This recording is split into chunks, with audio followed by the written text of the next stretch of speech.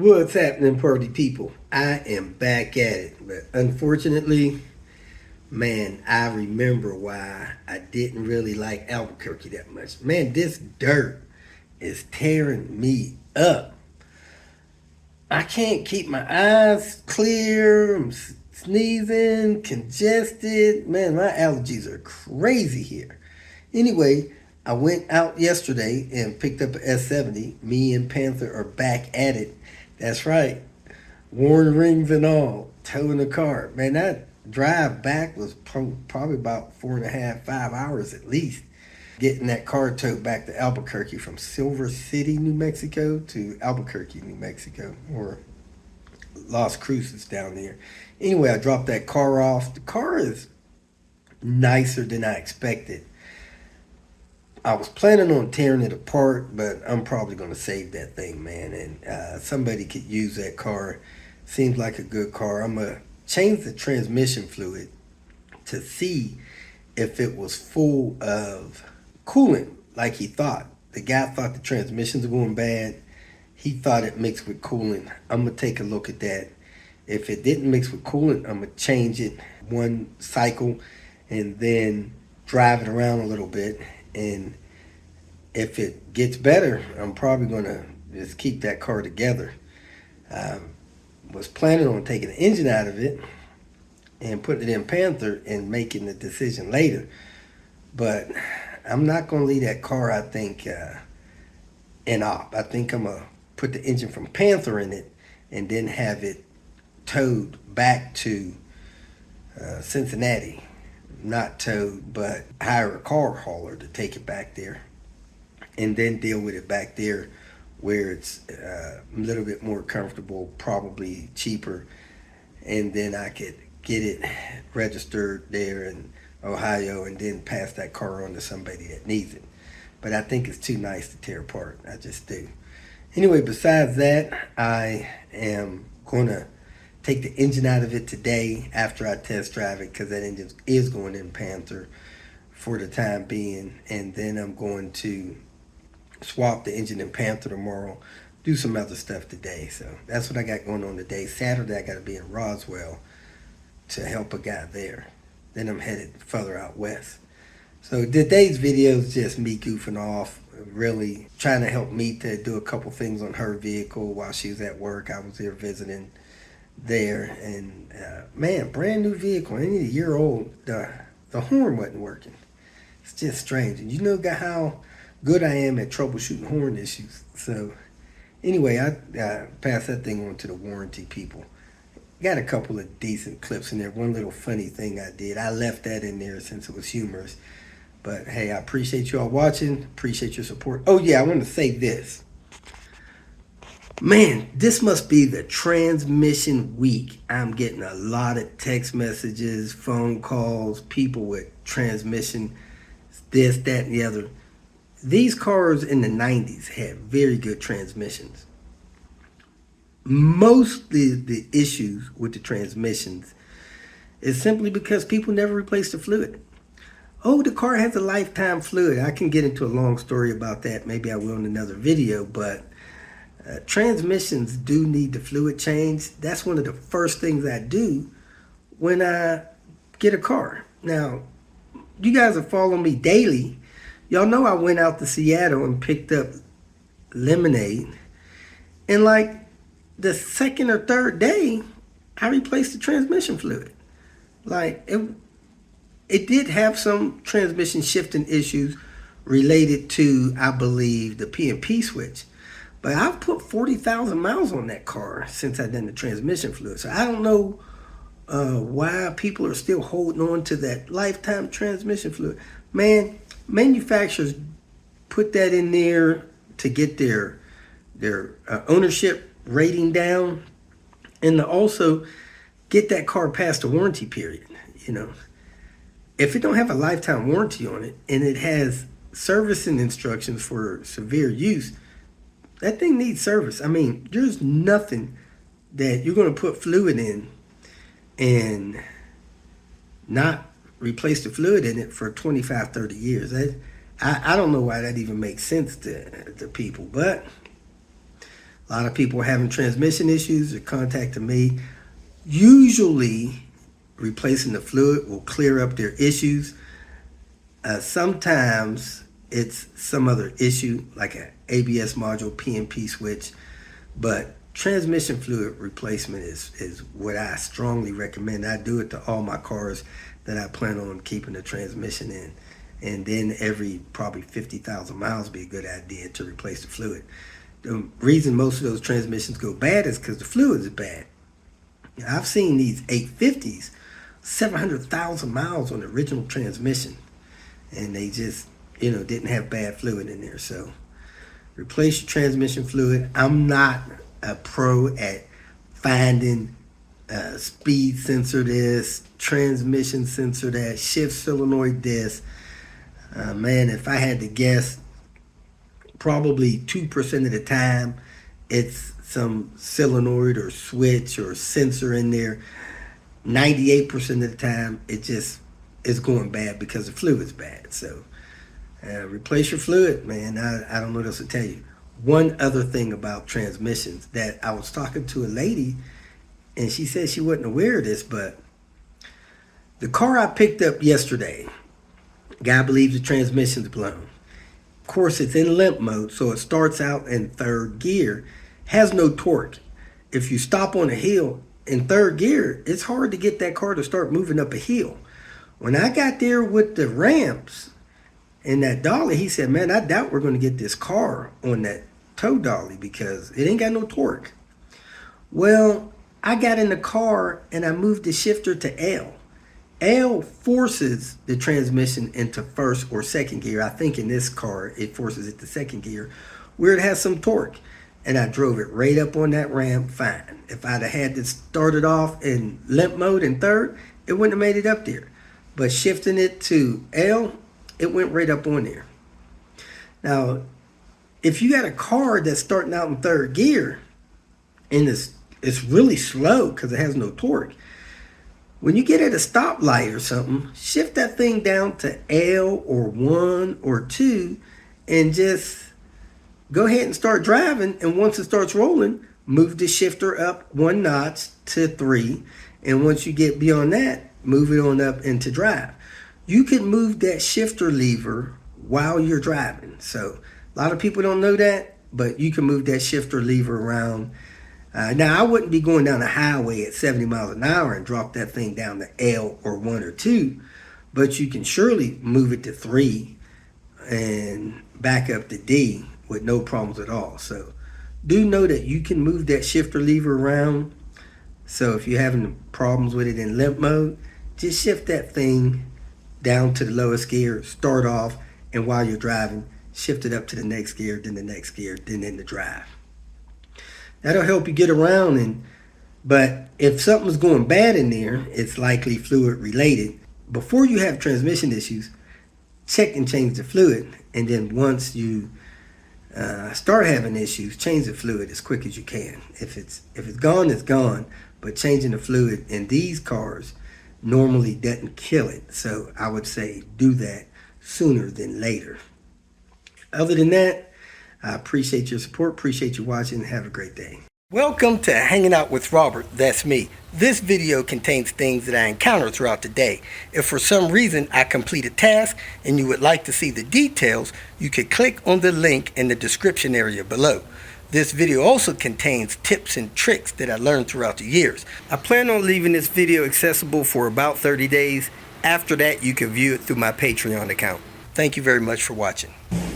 Every 3 to 6 months, you want to pop the hood, remove these leaves, take about 10 minutes. Leaves and branches from in these nooks and crannies building up, they disintegrate and they clog drain holes. This thing here has got an acorn nut stuck in it. So we get all that stuff out of there. All these leaves out of here.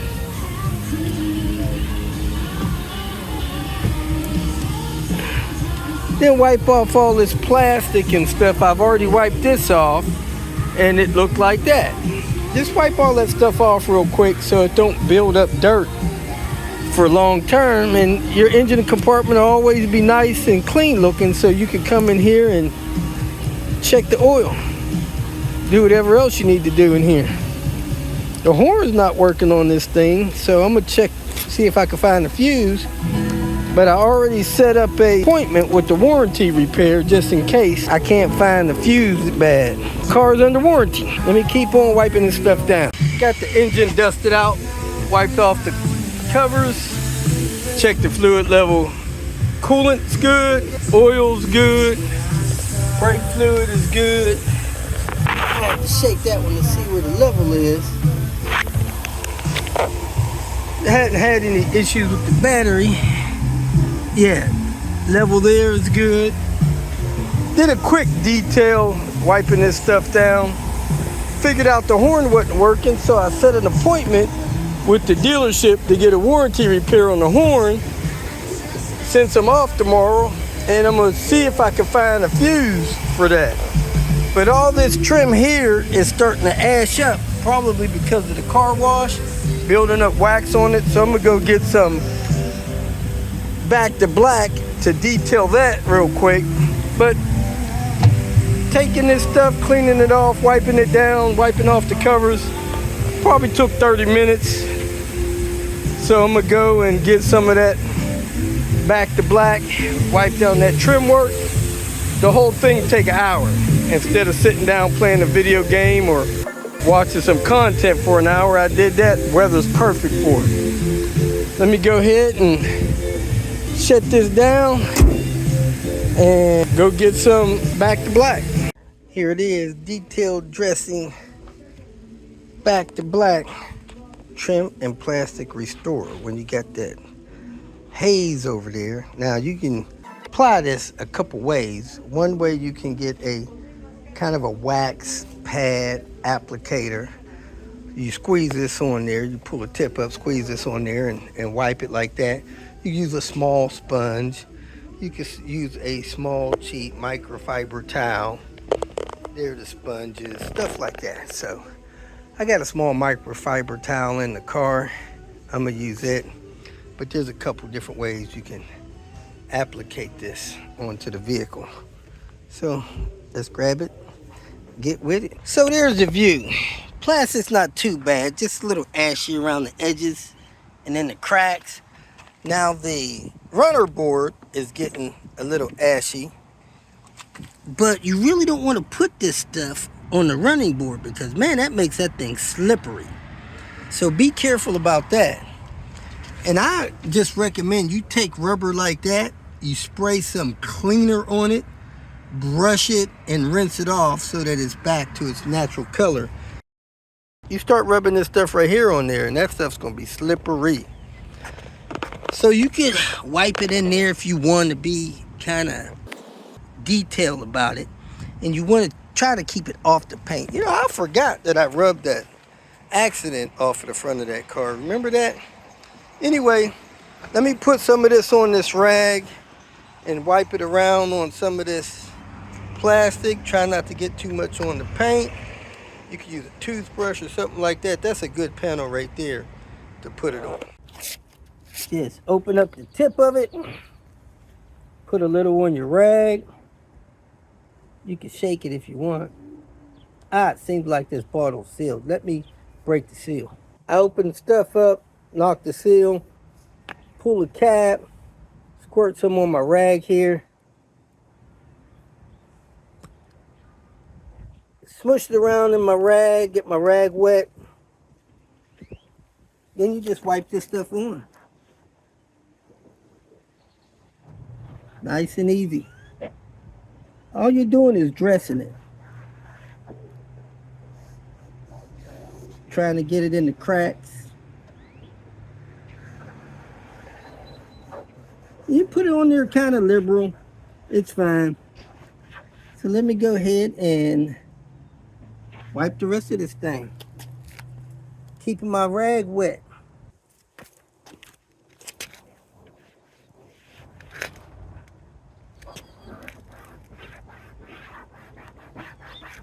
Rubbing it in the grooves. rubbing it in the grooves of the plastic. It's a detailed option. Part of the detail process.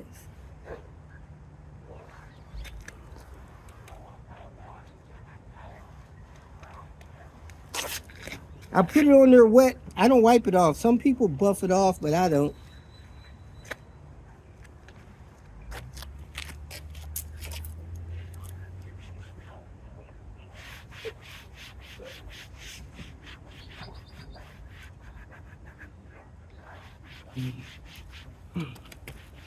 And it'll last 2-3 weeks. If it rains, it might wash off sooner. But you can do it in 5-10 minutes. That's all it takes. That's it. And if you have a problem where the ash is shining back through, you may have to strip the wax off of it. Because sometimes certain waxes build up on this plastic and you got to get it off with some kind of wax stripping detergent. And then you could put this back on there and make it look like new. This will apply to any vehicle. On this vehicle, the horn stopped working. And the accessories, I'm pretty sure should blow. And it definitely should blow when it's on. It's not. So the first thing you want to do is check the fuses. And on this vehicle, it's got a fuse panel there. Pull that off and look for a fuse with the horn. Now cut the vehicle back off. You don't want to be messing with the fuses. The vehicle on. But look and find one that says horn. And if you can't find it here, grab your owner's manual and look it up in your owner's manual. Because it may be paired with something else, like power windows or something like that. Can't see nothing there that says horn. There may be another fuse panel for the car, but let's check the owner's manual and speed up this process. Owner's manual with this information, usually the thickest one in here. Now you sometimes have quick reference ones for light bulbs, but never for fuses. So you want to take this, look in your glossary, see if you see something that says fuses, and go to your fuses panel and find one in here that says horn. Oh heck, I don't even see nothing in there that says fuses. Let me keep looking and get back with you. When the manufacturer lets you down and you can't find fuse information in the owner's manual, time to go to most people's first choice, and we'll call that YouTube. We'll search the web or YouTube and see if anybody else had issues with this horn and see what they've done about it. And like I suspected, this vehicle has 2 fuse boxes. That's one. The other fuse box is under the hood. Pull the hood release. Come out under the hood. My second YouTube video I watched. And the first one, they showed where the horn fuse was. And they showed where the relay was for it. And it is in this fuse box here. So you push these tabs and lift that up. And one of these should be labeled horn. It's a 15 amp. Keep looking, keep looking.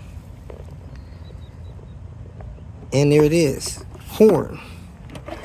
So if we're like this, we got this IG 140 amp, which is there. Right above that is a 15 amp, and that's the horn fuse. So you want to get your fuse puller, which is right here, this little white thing here. You just squeeze it, pull it out of there, and then you clip that onto your fuse, pull your fuse out, and look to see if your fuse is any good. This one actually looks blown, so we need to get one of these tiny fuses and replace it so we can get the horn working. A lot of times they have spare fuses. So your spares are located along here. So let's try to put this 15 amp in there. I'm gonna squeeze this in. That will hopefully release that. grab the spare fuse, pull it up, put it in that slot there, push that in. Now let's go try the horn, see if the horn works.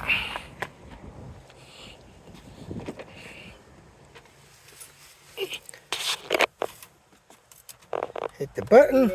We're on accessories. No horn on accessories. Put it to run. Still no horn with the run. So it's got a problem bigger than the fuse. Let's take a closer look at that fuse that was in there. And this thing will go to the dealer. It might have actually blown the fuse, or the relay, or the horn went bad, which blew the fuse. Well, heck, that fuse does not look blown. You can see the S in there. So probably something else wrong with it. It's got a relay under here, and of course the horns themselves. Some cars have 2 horns, some car has 1. I wonder if the alarm will trigger with this vehicle, with this horn not working. Some vehicles have a different horn for the alarm. So let's put this back on. Oh man, I just lost my fuse holder.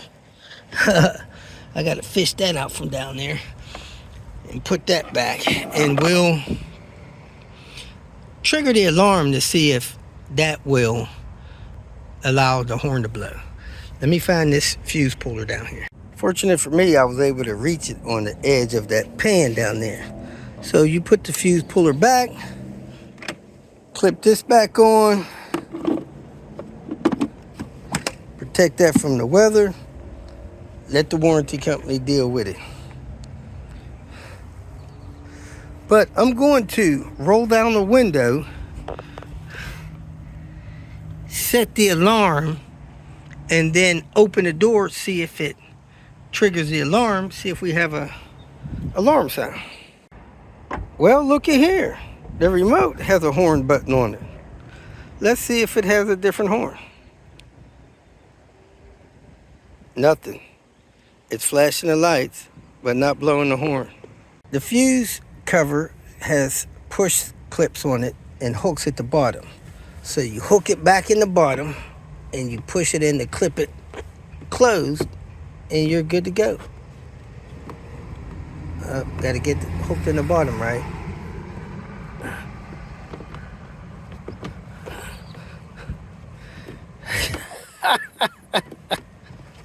This is crazy.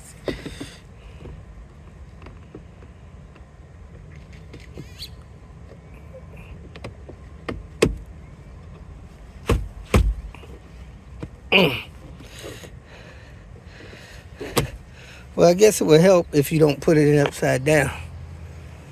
So this diffuse panel, it has hooks in the top, push clips in the bottom. So you hook that in the top and just push it in on the sides and bottom, and you're good to go. Hey, thanks for watching. I got to get out here, get my exercise in, get some work done. So if you got a question, go ahead and send it here, or call or text me if you need to do some business or something.